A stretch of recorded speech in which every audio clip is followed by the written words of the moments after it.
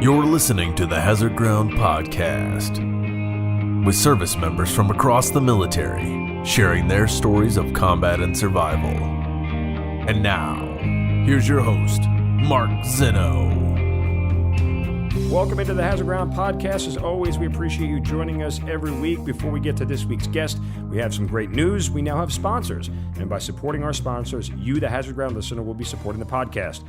Supporting our sponsors helps us put more resources back into the show. It helps improve production, support bigger and better guests, move us towards a studio format and away from just having guests that call in. So head on over to our website, hazardground.com. Click on the sponsors link in the menu at the top of the homepage and check out what our sponsors have to offer. You can also support the podcast by donating if you like. Again, all donations go back into making the show better for you, the listeners. You can donate to the podcast. Again, go to our website, hazardground.com, and click on the donate button in the menu at the top of the homepage. This week's episode is brought to you by our new sponsor, Blue Apron. Blue Apron delivers all the fresh ingredients and all the recipes you need in exactly the right proportions to make simple, seasonal, home-cooked meals. New recipes are created each week by Blue Apron's culinary team, so you'll learn to cook with new ingredients, cuisines, and cooking techniques. Meals are 500 to 800 calories and start at just $8.74 per serving. Shipping is always free. Listen, I've used Blue Apron many times already. Their food is delicious. Every sponsor on the Hazard Ground is a product that we've used and will stand by 100%. Otherwise, we wouldn't waste your time talking about it before the episode. So if you head over to our sponsors page on hazardground.com/sponsors, there are links with special offers just for our listeners that will be on there daily. And support for our sponsors goes right back into making Hazard Ground the best show it could possibly be. And now, for a limited time, if you order Blue Apron through our website, you'll get $60 off your first 6 weeks of deliveries. That's an amazing deal. So get on over to hazardground.com/sponsors and click on the Blue Apron banner and discover a better way to cook. This week's guest is a former Army intelligence staff sergeant who ended up writing a book about his time overseas and post-traumatic stress disorder. The title of the book is Life After Loyalty. The author is Lewis Nelson, and he joins us here on the Hazard Ground Podcast. Lewis, welcome. Thank you for being here. Yes, and thank you for having me. All right, so tell us to start. How did you end up in the military? Why did you join? Well, the short answer is the 9/11 attacks, but it wasn't a completely impulsive decision. In fact, I like to tell the story when I was a junior in college. My uncle was an Army recruiter, and he kind of cornered me like recruiters like to do and asked me, hey, why don't you think about joining the Army? And I clearly remember my response was, well, I'm in college, so I don't ever have to join the Army. And that led to a good 25, 30-minute conversation about all the different jobs that the Army has. And honestly, I didn't even know it. And I was actually left that conversation, and I promised my uncle that if I didn't find a job after college, that I would definitely consider joining the Army. He was that good at his job, I guess. I went back to school. I had 2 more years of college left. I was a history major, and I started really getting into American military history. And it was kind of right about that time that I actually visited the Nelson family gravesite in northern Wisconsin, and I noticed that the footstone of all of my ancestors, my grandfather, his brothers, my great grandfather, they all had, the veteran footstone. And my dad served in the Army. My uncles and my aunts, almost every one of them served. And I started thinking, wait a minute, this is kind of like a family tradition. Maybe this is something I really should do, and that kind of started it. I fast forward to the summer after college, and sure enough, I didn't find a job. Turns out that, having a history degree in 2000 didn't really take you very far. And I had this great friend from college named Jody, and we're friends to this day. And I remember I was really trying to get her to go to Air Force ROTC with me. Trying to convince her we should go be pilots. Let's go fly planes. And I remember one day she called me and said, hey, I think I'm going to do it. I'm going to join the Air Force. I was like, oh, that's awesome. Let's do this together. She goes, but I'm enlisting. I'm like, wait, why would you enlist? We just went to college, and she told me about this great job where they send you out to Monterey, California, that you learn a foreign language, that you become, the way that was billed to her by her recruiter is, then you spend your time in embassies translating for dignitaries and senior military, which I will get into is definitely not what happens in that job. But it got me really thinking about it. And I went to the recruiter with her. She joined, and I took the ASVAB, and I was just a little bit too fat to join the Air Force that day, it turned out. Really?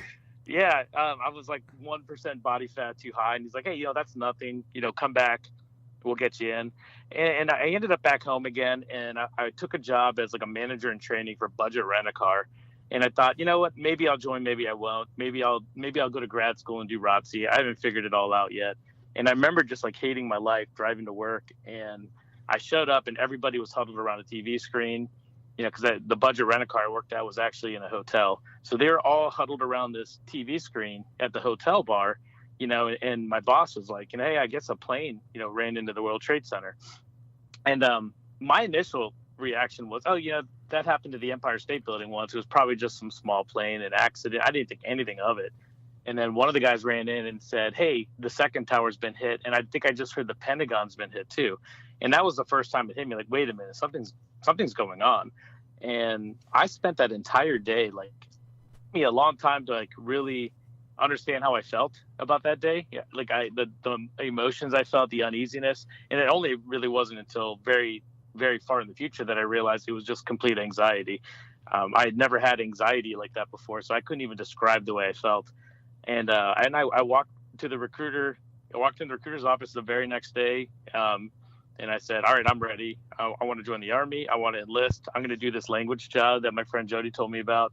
And it turns out the Army will take you a couple % body fat higher than the Air Force. At least they would back then. Yes, we will. Yes, they were more than happy.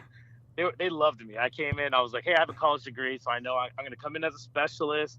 I want to do this 98 X-ray job, which means I'll be a linguist. And I know I need to take this D-Lab language test, and, that you're going to give me $20,000 cash bonus, and I want the college loan repayment program. Like, I threw this all out there, and they're like, well, you did my job for me.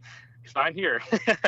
So that's the story of how I got in. I mean, it was not necessarily something that was completely impulsive, like I said, but 9/11 definitely motivated me to do it then versus trying to figure it out later. But how much of the family history that you mentioned really pushed you over the edge? I mean, 9/11 pushed a lot of people over the edge to sign up and join, but, that ties to your family. Sometimes that binds more than anything else.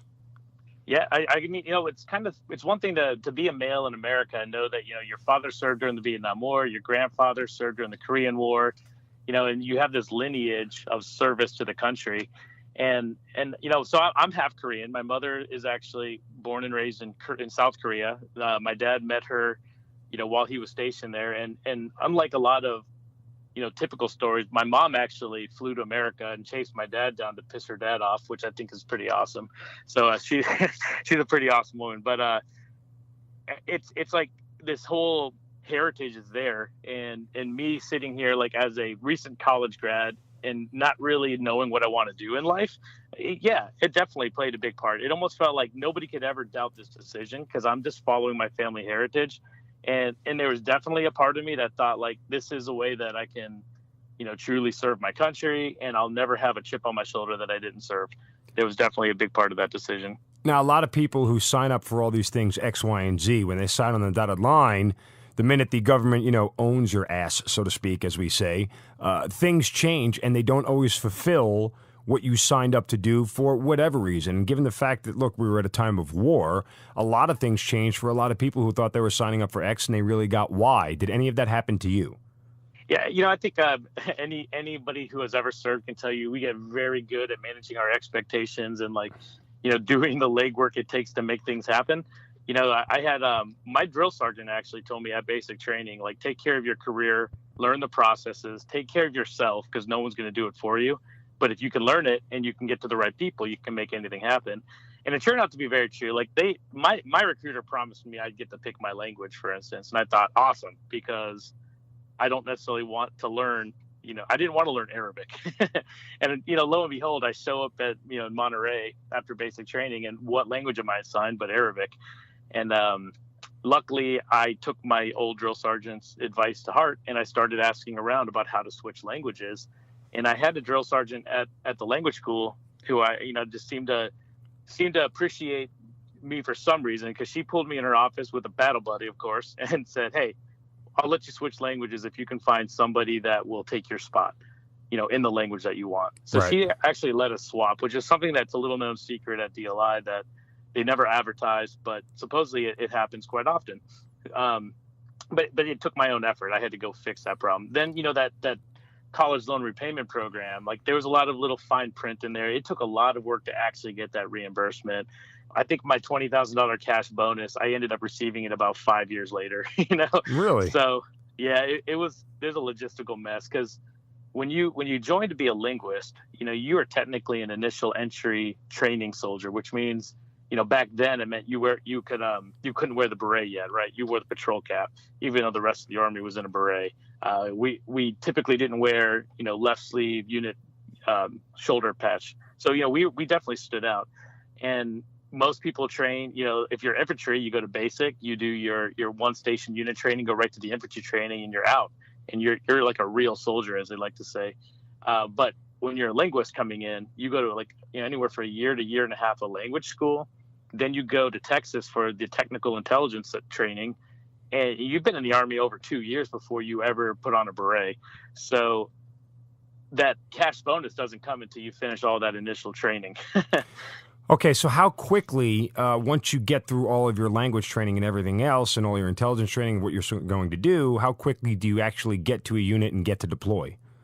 Oh, yeah, it was pretty quick. I graduated from all of my training, and I became what was called a 98 Golf cryptologic linguist. It's now a 35 Papa, 35P. But I finished around Thanksgiving time, so the end of November in 2003.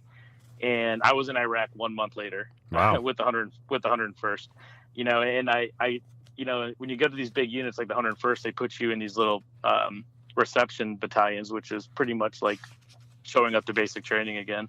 But I got to my unit and they were already deployed. It was December of 2003.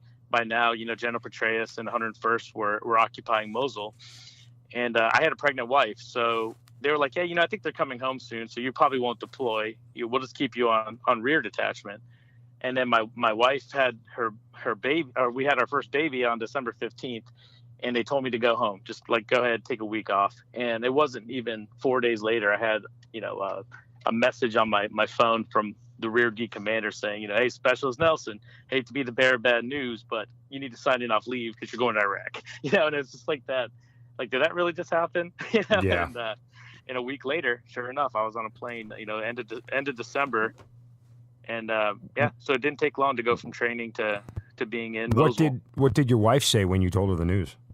Oh gosh, it was like this little subtle moment of, I think at this time she had served too. She was in for a little over a year, and she got out when she got pregnant. And there was this kind of general understanding in the Army, in this Army life, is that nothing ever really things just happen that don't make sense and you can't be explained. There's no reasoning with it. You just have to do it. And I think we both gave each other this look of like, are you serious? This is really happening? But there's nothing we can do. So it's like, all right, well, let's start planning.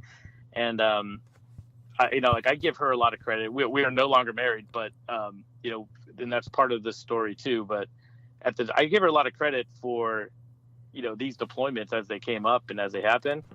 She didn't really complain, never gave me a hard time. She occupied like the second toughest job in the military, which is being a military spouse, like better than most. Yeah, and that's an excellent point, by the way. And we've touched a little bit on that on the podcast about military spouses and the life that they lead. And, for people who are just listening to this for the first time, Taya Kyle, Chris Kyle's wife, was on the podcast, and she obviously had to do that multiple times and tells a great story about how, her life was affected by her husband's work in the military. So the military spouses and the families back in the rear, or the ones that stay behind, are really unsung heroes in this whole process of veterans and living their lives and continuing to return back to normalcy once you do get back from deployments. But so you get out to Iraq. Expectations were what? What did you see? What was your first job? Okay, well, it's funny, the train up, in the Army, I think a lot of the training changed after 9/11, especially Yes. the combat skills training, basic training, and we were kind of drilled for 2 years, this propaganda of, you're going to war, you're going to get hit with an IED, you're going to, everything was like this worst case scenario. So we get to Kuwait, and this young, private first class has us all in a room, and he's giving us the IED briefing. These are the types of improvised explosive devices you need to look out for. And they're showing us these pictures. Look for anything out of the ordinary on the side of the road. So you're all this stuff is combining. Like, all right, I'm in this place now, all this training. I'm going to get back there. I'm going to find that IED before it goes off on me. You're thinking all this stuff, and you're thinking we're going to combat. We're going to be fully decked out. I haven't even like fired my rifle, in a real training environment in probably 2 years, because we didn't fire at the language school or at IET. So I hadn't actually held an actual loaded weapon in almost 2 years when they delivered me to Iraq. But I thought, no problem, So we fly, we get to Mosul, and we don't even have our weapons issued to us, right? Everybody's like really laid back, and I'm like, man, are we actually in a war zone? And then, this Humvee pulls up, and we're not talking about the up armored Humvees that people might be used to seeing. We're talking about like the one from Fort Campbell that they shipped out on a boat. It has no doors on the side. It's open air in the back. We're regular, no armor. And they issue us our weapons. I look at my M4, and it's got rust in the barrel. And I'm like, do we get a cleaning kit? Like, yeah, you'll get that back at D Main when we get there. So we hop in the back of this Humvee. We have one sergeant in the back who's never deployed to combat before, but he's barking orders out like, hey, get those rifle barrels out, like look for IEDs. And you could see the driver, this PFC in the front seats, just kind of like rolling his eyes. But he heads right out of the gate of Mosul Airport, and we get into the city of Mosul. And, like, let's go back to that IED conversation. Look for like trash on the side of the streets, people that might come up to your vehicles. I mean, that's everything in Mosul when you're driving through the city. Like, there's trash everywhere. There's stuff in the road everywhere. There's people everywhere. And I remember having this moment of like, holy crap, like there's no control over here. Like, it's because there's a little bit of fear when you roll out of the wire for the first time. And then it only took 2 blocks. And I was just like, okay, this is completely out of my hands. This is really a reaction drill when things do happen. There's no finding that IED in this. And I just remember having the thought of like, okay, that's what this is. I have no control over it. I'm going to let go. And I don't think I was ever afraid in a combat situation, like from that one little moment of just realizing I have no control over this outcome. Well, and that's one way a lot of us have chosen to look at it. Like, war is random, right? I've said it repeatedly on the podcast. I did 2 deployments. I'm sitting here relatively in normal shape, the same shape I left before I left for my first deployment, not because I did anything right and anybody else did anything wrong. It's just there's a randomness to what goes on in combat that nobody can account for. The best, most well-trained soldiers can get hit and get killed, and the worst ones can survive. It's the way it goes. There is no literal accounting for anything that's going to happen, hence why they say the phrase, war is hell, because it really is just... It's the only way to describe it. Now, this first tour that you went on was a very short tour. It turns around you were only gone for about a month and a half and right back home. Yep, it was one of the worst experiences ever, because you get out there thinking I'm going to go out and be military intelligence, and what I ended up doing was getting attached to the headquarters company to help them pack up their mill vans and do convoy security as they were getting ready to redeploy back to the States. So I like to tell people, I deployed to Iraq the first time, but it's almost one of my friends that was his only military deployment still like to say that he felt guilty, wearing the combat patch, because we never, we went out there and never did our job. We were there for, a month and a half, and half of that time was even in Kuwait. We were only in Iraq, not even a full month. And really we were like hired hands to help, the headquarters company pack up the mill vans and get them ready to ship back home, and then be an extra gun for the convoy from Mosul back to Kuwait. And so like it was really frustrating to be, and it's kind of arrogant to say, I was probably, I was young and arrogant and pretty cocky back then. And hey, I'm smart. I have a college degree. The Army just spent 2 years training me in Korean, and I'm sitting here in Iraq right now. And I was just really upset, thinking I had made a huge mistake by enlisting in the Army. So that was a really bad experience. And, and back home, I have a son who was a week old when I left. So, but let me ask you this much. The homecoming itself, was it a relief to get back home still? I mean, because you weren't gone for that long, a lot of that, a lot of the things that go on a deployment, the ups and downs emotionally come from being there for so long and missing X, Y, or Z, and, just having that distance with your loved ones and particularly your spouse. So what was the homecoming like? Yeah, it was kind of odd to walk into a hangar full of cheering people with soldiers to your right and left who had been gone for an entire year. And you probably, I would imagine I'm feeling the same type of emotions as them. I'm ecstatic to be home. I can't wait to hold my son, see my wife. All those like happy emotions of the homecoming are very real. And I don't think it matters. I think that's the fact that, like there's this realization, well, all right, I wasn't gone very long, but I was in Iraq. I mean, it was dangerous. I could have died at any time.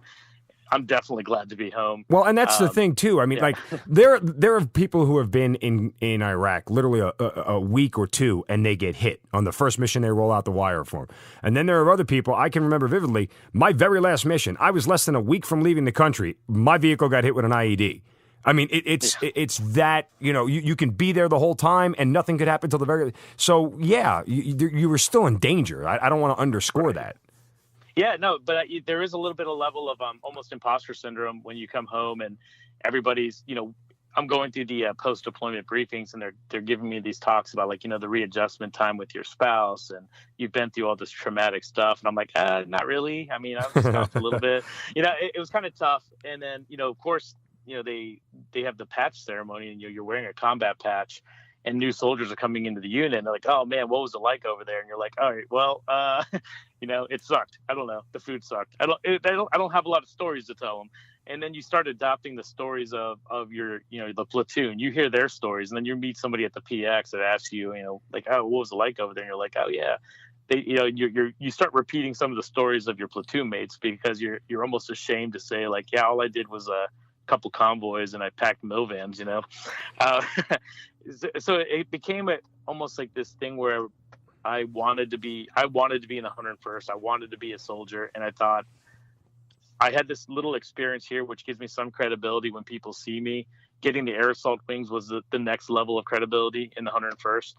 And I thought like, I'm going to really do this. And I got really consumed into my job and how to be a really good soldier. So that experience almost like the embarrassment of not wanting to talk about my month and a half long deployment kind of really motivated me to just be an amazing soldier in every other aspect. How do you get to your second deployment? When does it happen? So it was kind of one of these stories where, the Army was transforming after that first year of Iraq and they were forming these smaller, more mobile combat brigades. So I was a member of the 311th Military Intelligence Battalion, which supported all of the 101st. And they basically shut down deactivated the unit. And they formed a 4th Brigade, which would be the 506 Combat Regiment, the Currahee unit from Band of Brothers. So they brought that all back. We reflagged, and I volunteered to join 506 because I, as a history buff, like I just loved the idea of being a Currahee. So that meant 3 years of stability at Fort Campbell. They're like, if you volunteer to join this unit, you won't go anywhere for 3 years. And I thought, as a new parent, that was good. Stability would be good. And there was even some rumors that this new unit wouldn't even deploy, and I was like, oh wow, the chance of not deploying, that sounds awesome. Didn't turn out to happen that way, of course. So yeah, we spent about a year outfitting this new unit and doing our initial training, and we were fairly young and we had all brand new equipment even, and we had like a couple of experienced NCOs that had been on the first deployment, but I mean, they made me a corporal, so I ended up with my own squad, and I'd only been at Fort Campbell about a year, and I was one of only 2 NCOs in my platoon that had actually deployed on the first deployment at all. So it was kind of an interesting position to be in, where I had soldiers looking up to me as a combat veteran, and I had never even used any of this equipment in combat. But we deployed with that unit. We headed off to Baghdad, Iraq. It was November of 2005. And Baghdad at that time was just on the verge of exploding, and we didn't know it. So when we showed up, the unit we replaced, which was 2nd Brigade of 3rd Infantry Division, they're like, yeah, it's pretty chill here. We don't really get mortared. The streets out there are kind of bad and sometimes, but it's been a pretty relatively quiet deployment. And I thought, all right, that's wonderful. And it turned out, I think it was maybe 2 or 3 months into that deployment when, we decided it was basically the civil war broke out between the Shia and the Shiite. Yeah, that was my first deployment. I was there for that whole thing. I was there from February of 2005 all the way through April of 2006. So it got really hot, really. This. Yeah, it got bad fast in the middle of 2005 to the second half of 2005, and then including into 2006, which was the preemptive reasoning for the surge that happened in 2007. But go ahead, I'm sorry. Exactly. Yeah, well, in the surge, even that we were still there when they announced the surge, and they were starting to keep units back from going home. So that was a big, point of stress for us too, thinking, oh, they're going to keep us here, which they didn't do. But we get into that deployment, and it starts out pretty easy. And I remember very specifically my brigade commander. We were responsible for pretty much all of East Baghdad. So Sadr City, Rustamiyah was the base, like down by the river, and we were at FOB Loyalty, which was right next to Sadr City. Yep. And it was like we were in a hotbed, but it was pretty quiet. And well, Sadr City was the Wild West. I mean, Muqtada al-Sadr was the big guy there who was, not really connected to Osama bin Laden per se. He was kind of the rogue one going off on his own, and he was the one attacking the fellow Muslims and everything else, and there was constant bombings and mosques and things of that nature. And this Sadr City was one of the most dangerous places in Iraq in the second half of 2005. Yes. Yeah, and in fact, it was so bad that the unit before us actually stopped going there. So when we took over East Baghdad, like Sadr City was not on our patrol route. We didn't touch it. It was almost this like off-limits black area. We're not going in there. And we would just let the Iraqi military patrol it. We stayed out.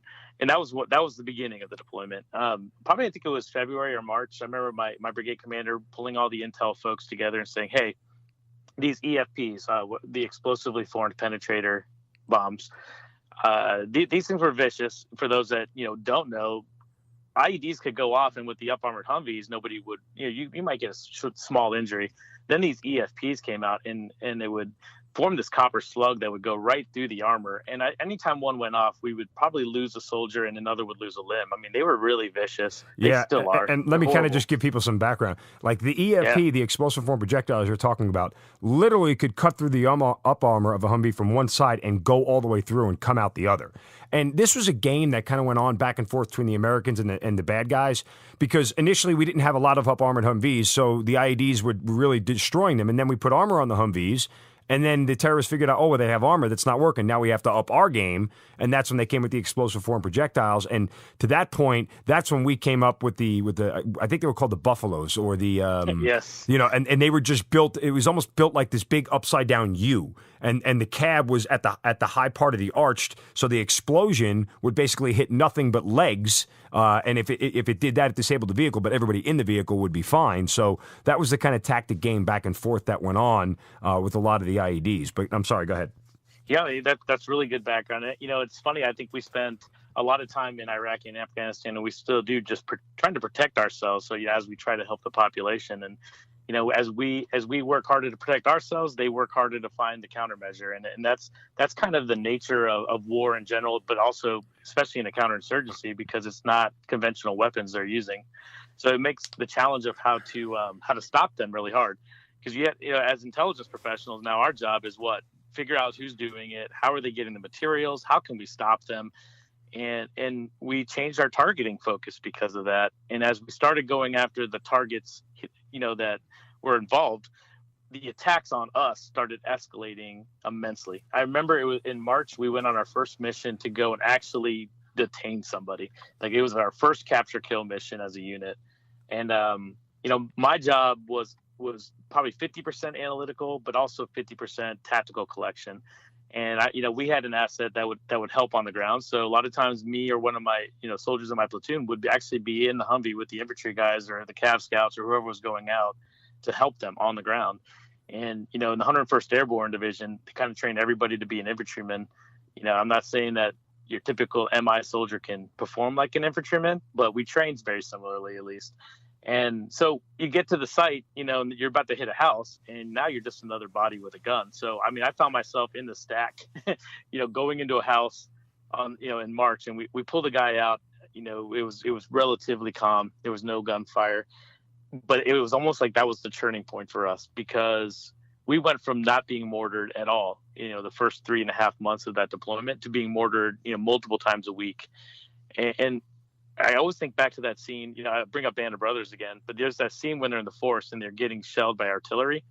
I'm not comparing my experience to that at all, but just that level of uncertainty of where's that next round going to land and when. Yep. It is crazy. Just like you're just walking to dinner, and you hear incoming, or you can hear that whistle of a mortar.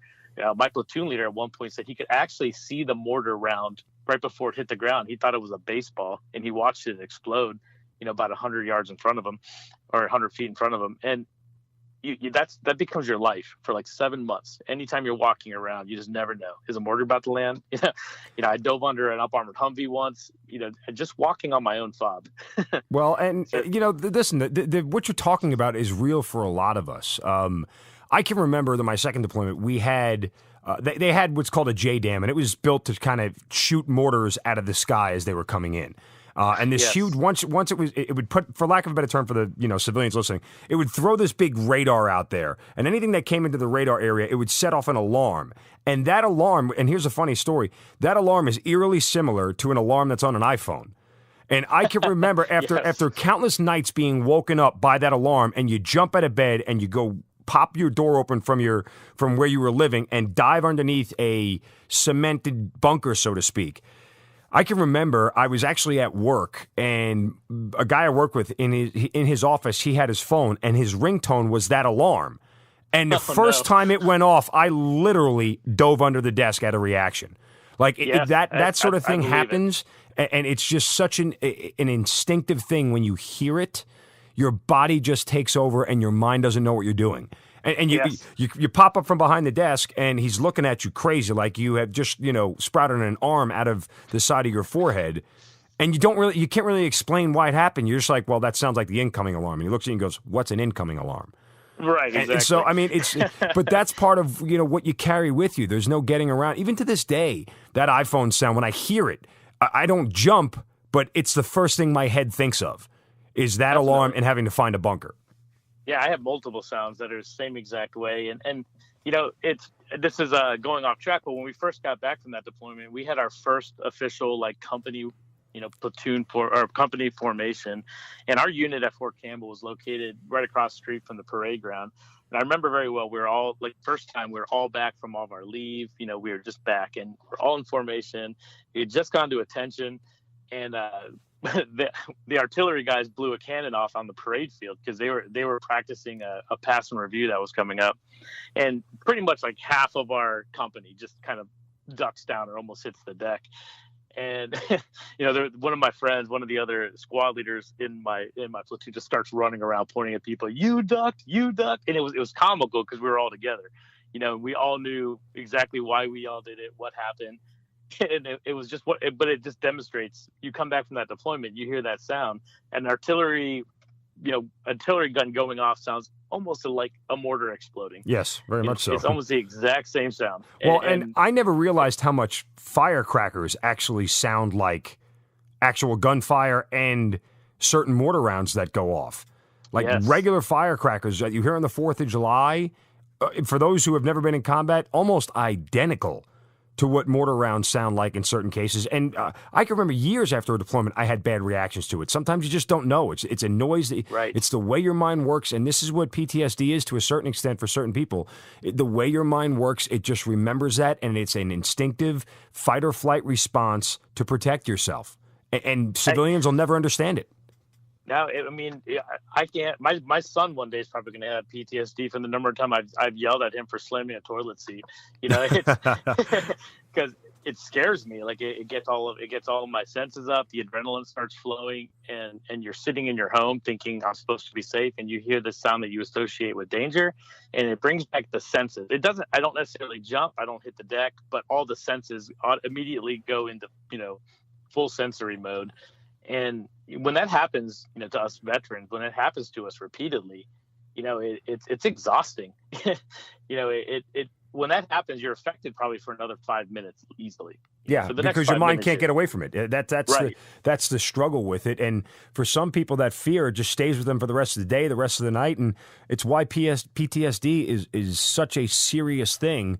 It's a disease. It's alcoholism. It is anything else, like that you deal with that is just hard to conquer. And it takes a long time. And I can't underscore it enough, the stigma from it. And I know we're getting off track, and the PTSD that you've dealt with, we're going to dive into a little bit more. But it's just, it's worth repeating to people who don't understand it. And even for those military folks out there, that if you're struggling with this and you're still dealing with this stuff, go talk to someone.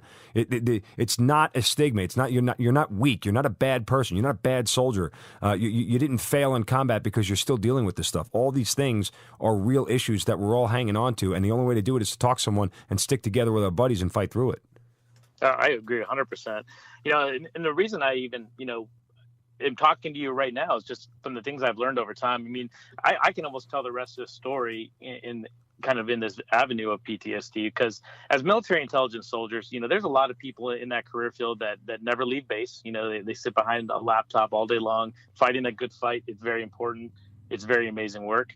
There's also military intelligence soldiers that are spending more time outside of the wire than some infantrymen.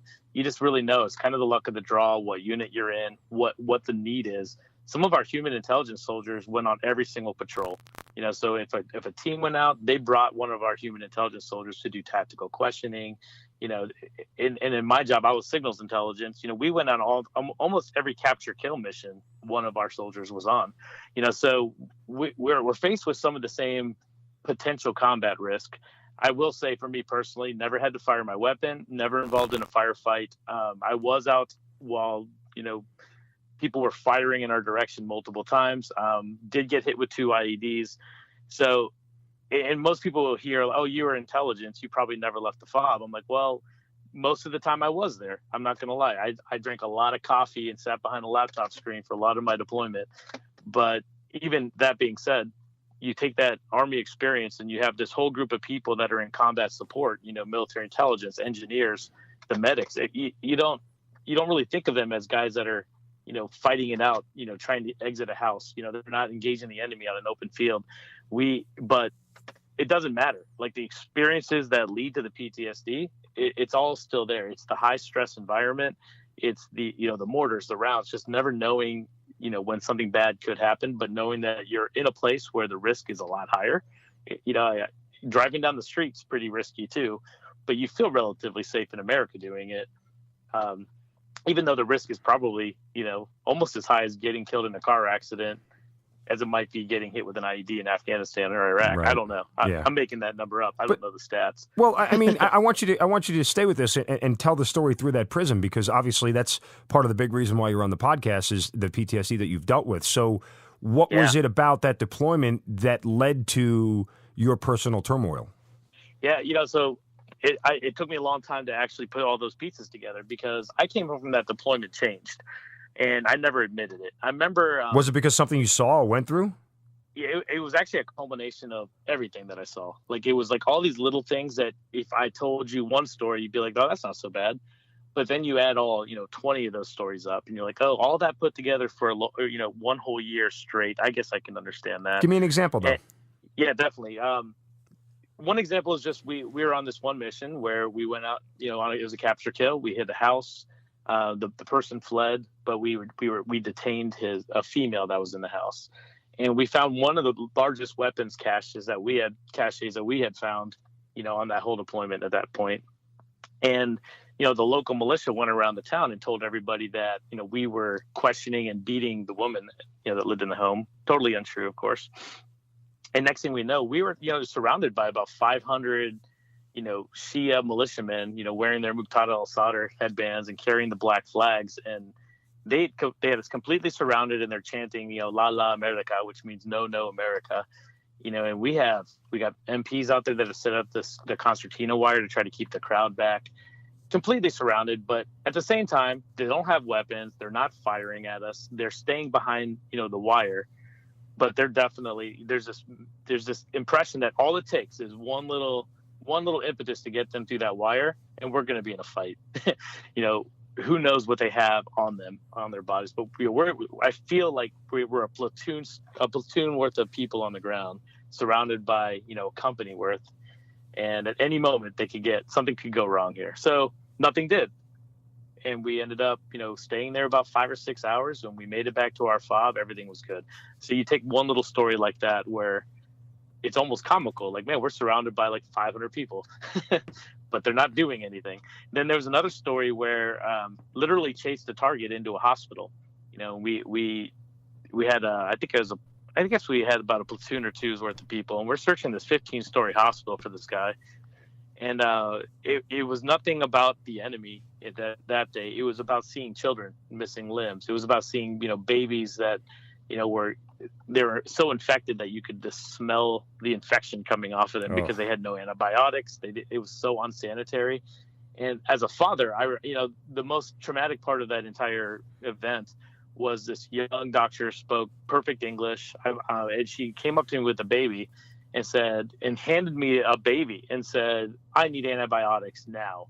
And I remember I shoved the baby back in her arms and said, like, "I'm not here for that. You need to talk to someone else." And I just zoomed right past her.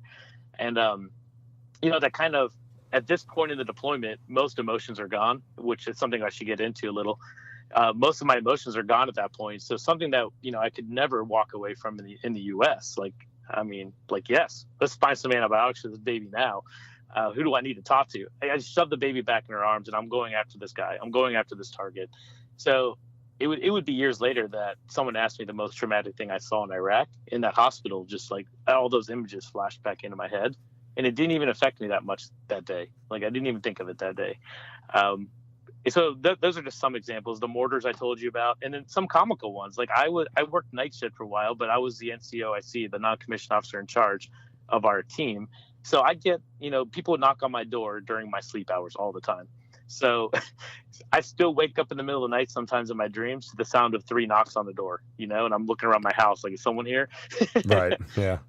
So you take all these little things, these high stress environments, the traumatic, you know, horrible things that you have to witness. And my therapist actually explained it to me better than ever. I ended up going to the Veterans Affairs psychologist, and he said, you know, what happens when you get into combat is you start shutting emotions off so you can cope. You hit fight or flight. You can't really run away, so you fight it by shutting that emotion down. So that time in Mosul, when I realized I had no control over where an IED would be or where it would go off, I kind of shut off fear, you know, and then you start shutting off empathy, and that gets really dangerous. And I think as a military intelligence soldier, you see so much bad stuff in the reporting and the things that you're collecting that you have to almost shut empathy off to do your job effectively. Mm-hmm. Makes sense. Yeah. So as things are happening, I'm having no real emotion to it. So now imagine I've gone a whole entire year of shutting off fear, shutting off empathy. And then what I learned later is if you don't go home and address that and kind of open those emotional channels back up, then you start shutting off everything else, like compassion, love, you know, sympathy. And that's where it gets really dangerous, because in your head, you still say, like, I didn't have that one event that, you know, I didn't have any visions of some traumatic firefight. I didn't lose my best friend. And in my mind, that's what PTSD was. Like, you're messed up from the really messed up things that you saw. And that's who goes and gets therapy. I came home thinking like the most traumatic thing that happened to me was, you know, obviously the 2 IEDs could have been tragic, but there was no injuries. You know, those almost became like really good war stories at that time. That's kind of messed up to say now, knowing what those things have done to people. But, you know, at the time, you know, all those emotions are kind of gone, you know, and that's why you see in the war movies, it's pretty accurate. The guys that have been there a long time, they don't go diving for cover anymore when the mortars go off. They just don't care. You know, it's like, oh, they haven't hit me yet, and it's not going to hit me now probably, so I'm just going to keep walking like I was before. And it definitely happens. Well, and to your point, I think a lot of times in movies we see that as, oh, this guy's just being a badass, right? And yeah, I think your point gets glanced over. It's not that he's being a badass. I know that's what you want to think for people watching a movie, to solicit that response. But to your point, I've seen the same guys do that. You know, the first bullet whizzes by and they don't flinch, because it's happened to them so much. The only thing they worry about, if one hits me, I'll know. Until then, there's no reason to start spinning anything up. If a bullet hits me, I'll know. But beyond that, it's just a noise. So you can treat it like that, and I've seen dudes treat it like that. I still remember the first time a bullet whizzed past my head. And I'm like, yeah, that's something I'll remember for a really long time. But it's not that way for a lot of people. Right. And if it happens early in the deployment, you react way differently than at the end of a deployment. And it's not that you're a badass. It's not a macho thing, although it will come across that way, especially in the Army. You know, we almost idolize that guy, and it's a shame, because that guy's is like a lot of soldiers, is someone that needs to go home and deal with this stuff. And you know, you hear all these stories about like why soldiers love combat. It's not that we love the combat, but when you hit that point that your emotions have all shut off, it's that emotional state is designed for combat. You're surrounded by the people who understand everything. You go back there and you just know, like, you can just go, I'm going to go to work, and that's all I have to worry about. The guy to my right, you know, the male or female to my right or left, what the mission is. I don't have to worry about what to cook for dinner. I don't have to worry about, you know, going to the store to pick up something for my kids. It's just, this is my job. This is what I do. And when you're in this emotionless state, it's like paradise because you don't need emotions to do that. You just work.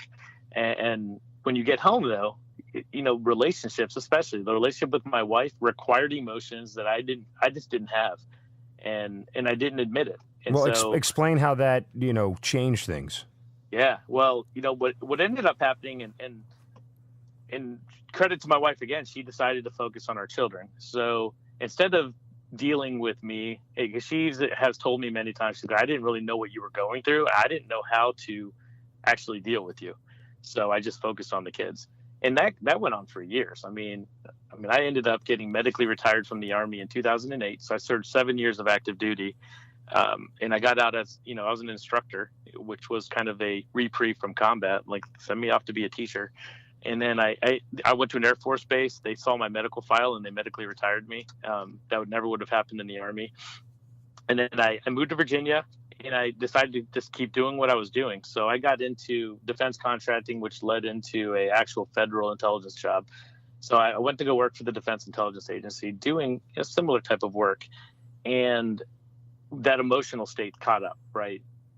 Where it's like, all right, I'm stuck in this routine. I don't like it. I'm having trouble like caring about what's going on with, you know, the home life. I want to go back to Afghanistan. Like, I want to go. I haven't been there yet. I went to Iraq twice. I want to go to Afghanistan. And my wife was almost ecstatic. Like, yeah, you should get out of here. You should go. and I did. I went, and I hated it. Like, I remember landing in Bagram, you know, in the the door on the C-130 opens up, and I smell that only soldiers know. Yep. You know, that smell of the tarmac in combat, and it's like, oh my gosh, what am I doing here? And the heat hits you in the face, and you can almost swallow the heat. Yeah. Oh, just like, did I actually volunteer to come back to this? It's crazy. The hell was I thinking? Yeah. And then, you know, it was different as a civilian. I would definitely say that. There was no more combat patrols. There was no being in the stack. But, you know, I did 6 months in Kabul. Then I did 4 months in Jalalabad. And then I did another 4 months in Kabul, doing, you know, intelligence work, supporting, you know, the Special Operations Task Force, being really close to the fight. And it wasn't until it was after the second Afghanistan deployment when, out of nowhere, for me, I didn't really see it coming. My wife sent me an email one day, and, you know, and basically said, hey, I'm not happy, and I don't think you are either. I want a separation. And it was, you know, to get that wall deployed, you know, and I remember my response being like, no, I'm coming home, and we're going to do this at home. You know, you can't do this here. Like, right now you're sad and you're stressed because I've been gone, but when I get home, everything's going to be better. You can't do this now. That was my initial thought. But what ended up happening, I had about a month left of that deployment, and I was distraught for the first couple hours. And then I remember thinking, like, you know what? This isn't so bad.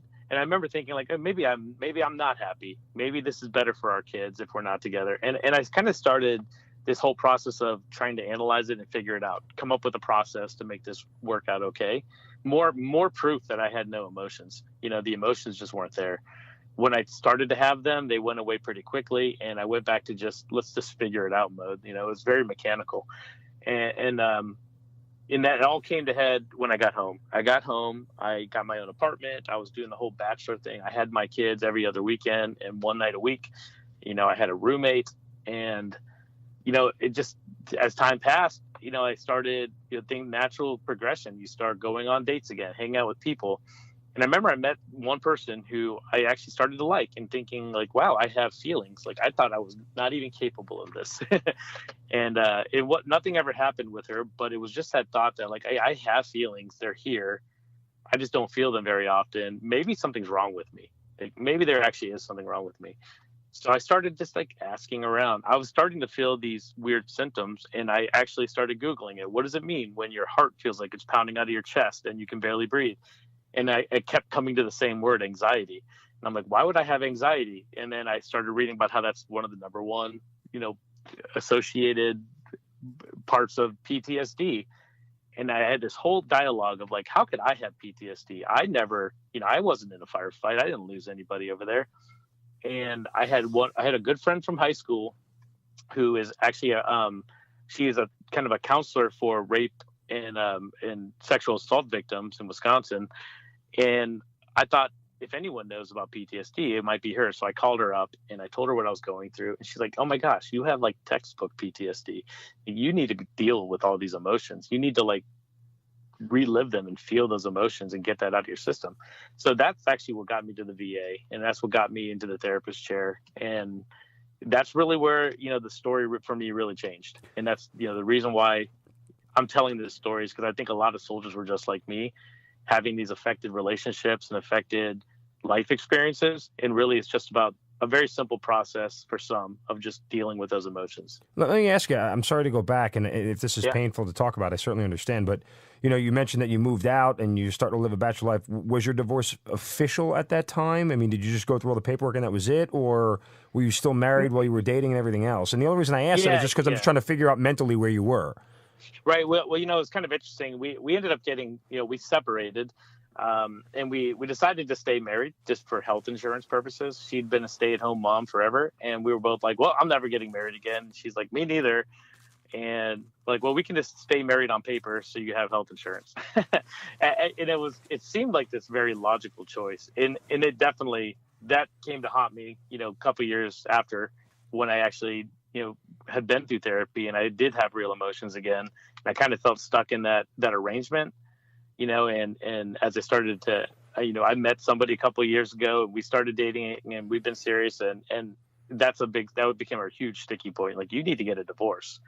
Like, oh yeah, I do need to do that. and so just to, complete that story, the divorce paperwork's like literally on the judge's desk right now, just waiting on a signature. Oh, wow. But we're talking 3.5 years. I mean, that's not normal. And I think that had there been more of the emotions in the beginning, I probably would have angrily wanted that divorce. But it just seemed like that was like not a huge priority. And I will say my ex and I get along well. I think we co-parent well. And our separation was more just because the emotion had gone away and we had spent so much time apart. There was never any real hatred. It wasn't that we were never really mad at each other. And that's actually another risk, like thinking things are going okay just because they're not bad. That's not necessarily good.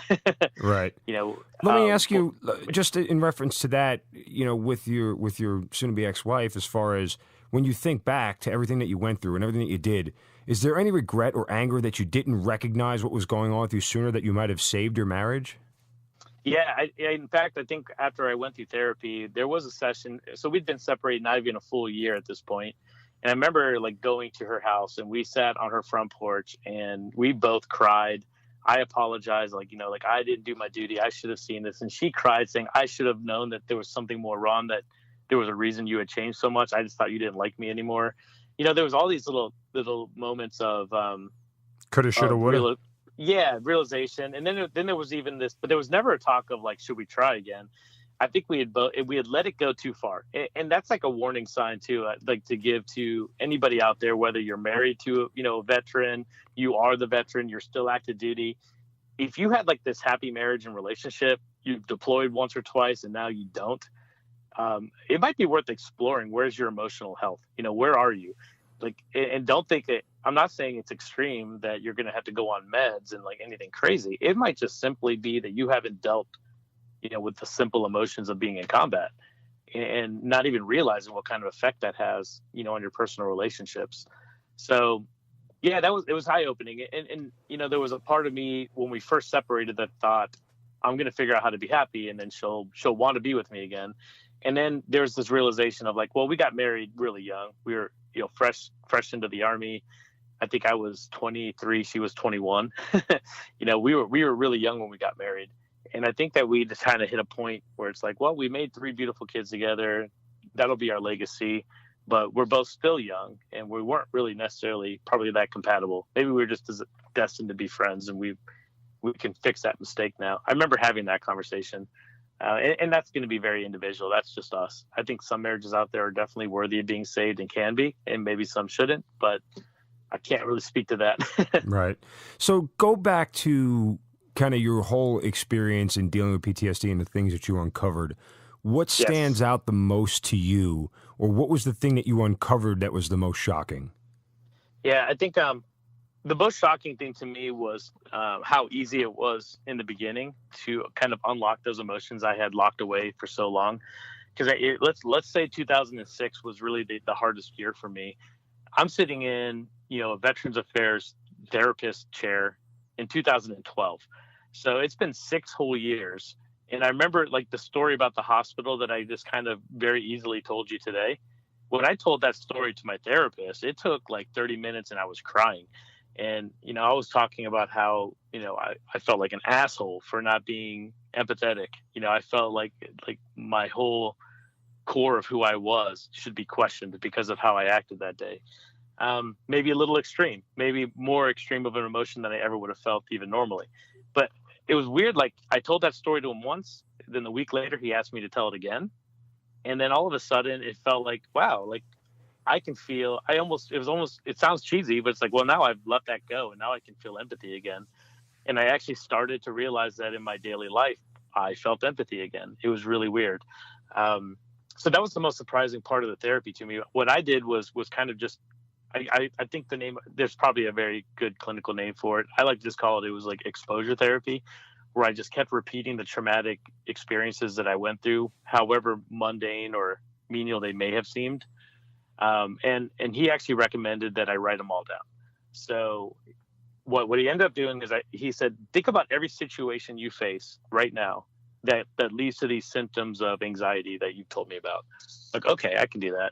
He goes, and then as you do that, try to think of what happened in Iraq that might have caused it, and it was kind of an interesting exercise. So I started writing it all down. I wrote down why I didn't like loud noises, and fireworks, which any soldier can pretty much tell you. So I started writing down the stories about the mortars. And what was cool about it was I didn't just write that the mortars happened, but then I wrote down how I should have felt. Like, how should I have felt when those mortars came down? And I went through each, I think in the end, it ended up to be about like maybe 10 circumstances and maybe about 20 situations I faced in Iraq, that I wrote down. And then in the end, I thought, you know what, if I shared this would make a good book. So I decided to write an introduction to it, just saying, giving the biography that we've kind of talked about today of just my timeline of what happened. So I put it all together into this book, and then I contacted the War Writers Campaign, which is a nonprofit that I actually knew about them. You just had Paul Rykoff on, who I love. And through Iraq, Afghanistan Veterans of America, they had advertised through the Rucksack, this War Writers Campaign. So that's how I found them. And I just sent them a draft thinking like, I don't know if they'll ever publish this or not. But if, a couple soldiers were to read this and were in the same situation as me and I could help them, realize that they're not crazy, that they really probably could very easily get help for this, then it's worth it. And that was really my only goal. And I wouldn't have known about it. I wouldn't have felt like that was possible without the War Writers Campaign. And I wouldn't have even known about them if it weren't for, IAVA. So very thankful for Paul. Yeah, no, absolutely. He's absolutely phenomenal in the things that he's done in the support of veterans. Where are you today with your PTSD? So I've actually been fired by 2 therapists now because they say I don't have PTSD anymore. Oh, really? Yeah, it's a pretty amazing thing, right? Yeah, so my girlfriend is amazing. She's helped me through a lot too, because she's one of those types that really challenges me to speak more. I talk a lot, but I had a tendency to not say much. I'm one of those types. I'm a highly extroverted, not shy person, and I can talk to people for a long time. But when it gets into my true opinion and how I'm actually feeling, I've always been very good at hiding that and not really talking about it. Well, she has forced that out of me, aggressively over the past few years. And that's been amazing. She's led me to explore meditation. And, I'm going to stand here right now as a veteran and just tell you, every veteran, that they should look into meditation. I mean, it's done wonders for me. Just the ability to just kind of relax my mind from thinking about all the things going on. And it just brings like so much instant like relief. I think it's brought a lot of mental clarity. It's helped me through a lot of things. And I literally maybe do it 10 minutes at a time, a couple times a week. I'm not obsessive about it, but that's been a game changer for me. So now I don't really feel like the effects of PTSD haunt me anymore. It's more like I feel very cognizant of it and very aware of when it's creeping in and when things are happening where I'm like, oh, this is one of those situations where I need to be brave, take a step and just like feel that emotion, or I just need to say that thing and get it off my chest. I think all around, like the therapy helped me learn how not to let that affect me anymore. How to overcome those things when they come up. Kayla Williams, who works with the Department of Veteran Affairs now, we were in the 101st together. And I asked her to review the draft of my book, because we were deployed together on that very first deployment, and she did the full term. And she authored "Love My Rifle More Than You," and I can't remember the name of the second book, but it's like something about like there'll be time when we get home, and very great stories about her and her husband and her own veteran experience. And she said something to me when she read my book. That was very key, which is, you know what, make sure you don't send the message that you're going to be the person you were before. You're never going to be that person again. But it doesn't mean that you can't still be a great person or an amazing person. But the goal of PTSD therapy is not to go back to who you were before your deployments. Like that person doesn't exist anymore. And I think if you set your goal to be like, you know what, I used to do this and this and this, and I'm going to do that again, that might not be the right message. I think the right message is just understanding PTSD, what it's done to you, understanding your experiences and the emotions you've been through, and then just kind of learning how to cope with them. And then that's where I'm at. I've learned how to cope with my PTSD to the point that it barely affects my daily life. No, I mean, that's beautiful, and congratulations, and certainly proud of everything you've had to do to get to that point. I know we've kind of tap danced around this question a little bit, but more directly, if you are talking to a veteran that you think may be struggling with this, what do you say to them? What would you want to say to them? Yeah, it has happened multiple times. After I wrote the book, and I've probably talked to maybe 50 veterans face to face ever since, the book. I started sending out the draft to my friends and they started sharing it. I started getting phone calls. I started getting phone calls from people I served with that said, hey, I just read your book and I thought I was just reading your story, and holy crap, man, this is me. Like everything you wrote, that's me.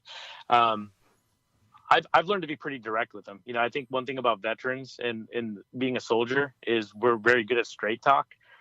And I just adopt that. I just like, if you came to me right now and said, hey, I read your book, preparing for this, and realized that I suffer from some of these things. My first step would be like, well, tell me about it. Let's talk about it. Tell me, I'm right here. I'm safe. I know what you've been through. Tell me your stories. And sometimes that has been really hard because I've heard some pretty horrible stories. And then, the next thing I say is, hey, look, what you went through is not, we were in war, like all that stuff happens. And the fact that you can tell me that story tells me that, you understand that, and I really highly recommend that you just explore getting help. I'm not saying you need to be, very public about it, but just go to the VA and talk to a therapist, tell these stories to people. And if you're not willing to do that, have a group of friends. If it needs to be me, if it's not a spouse, just like tell people about it. I had one of my best friends from high school call me. He was a Marine and he had deployed, and he called me after he read my draft and basically said, I'm terrified that my girlfriend's going to leave me because she thinks I don't love her because I won't tell her what I went through, but I can't talk about that stuff. And I remember just kind of begging him, like, hey, buddy, if you are able to find a way to start that conversation and to actually talk about that stuff, it will change your life. And I told him, like, let's keep talking. Like, let's, practice on me. Call me up every other week and we'll just talk on the phone. Soldiers, we're so used to saying yes. What ends up happening, of course, is then my calendar's full. And that adds other layers of stress. So obviously I can't be the answer for everybody, but I do try to so I've learned how to not say, talk to me to everybody. Because you can't. I mean, right. It's run out of time. But so I've been starting to compile like a list of resources, and I usually start with the VA because it's free. I talk about Military OneSource, and I talk about employee assistance programs that exist, But ultimately, I always go back to, you probably have one or two loved ones in your life right now that would love to hear your stories. And then the next step is, I actually talk to spouses of soldiers a lot, and I hear them talk, and I'm like, hey, you know what? This is your chance to really act, and you can do something here. And I try to kind of help them through how to approach the topic, because it's hard to start that topic. It's hard. Either the veteran may become defensive, or I know a lot of times when I tried to talk about this with my spouse at the time, I remember one time she was really mad at me, and I said, you know what? I think I'm kind of depressed. And her response was, you don't get to be depressed. You're a father. You have responsibilities. Get over it. And I bring that up to her, and she feels horrible about it because it really shut me down. When I thought maybe I needed to talk about this, she shut me down so hard that I never brought it up again to anybody. And so that's one thing I tell people, like, you need to be responsive. Like you might be really upset at your veteran because he or she has not done things that you expected. But if you'll give them a chance to like explain some of this, you know, you're going to do more for your relationship and for that, you know, your loved one than anything. So that's kind of a long answer. There's no one right answer, because I think some people are willing to talk to a licensed professional, some are not. Sometimes it's if you have a close enough relationship, you might end up being the one that they want to talk to. And being available is definitely an amazing thing we as veterans can do for our friends, because sometimes it's just telling those stories and then showing empathy, being like, yeah, man, that's messed up. Like, that's scary stuff. Kind of like you do on this podcast. You do it really well. You hear the stories, you can relate to them because you were there. You felt it too. And I think that helps us realize we're not crazy.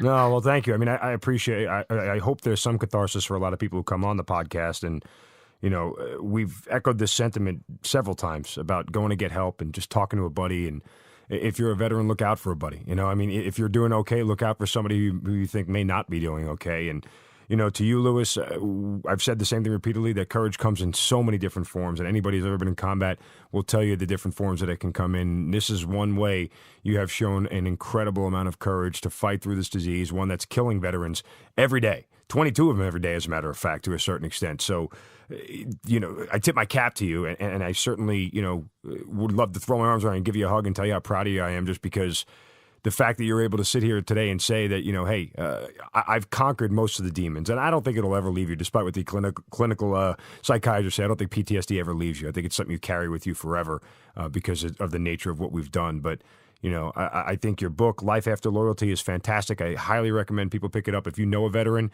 it's worth reading because you can connect with them and understand what they're going through Lewis's book. Again, Life After Loyalty is what it's called. And listen, I just want to thank you for everything you've done and the way you've helped veterans and the way you've reached out to them and made an impact in their lives. And certainly thank you for being part of this podcast, man. And we really appreciate it.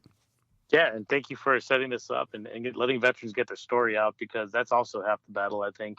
So I'm very appreciative of your work, and I'm happy I found you. Life After Loyalty is the book. Lewis Nelson is the author. Thanks so much for being part of the Hazard Ground, man. Thank you.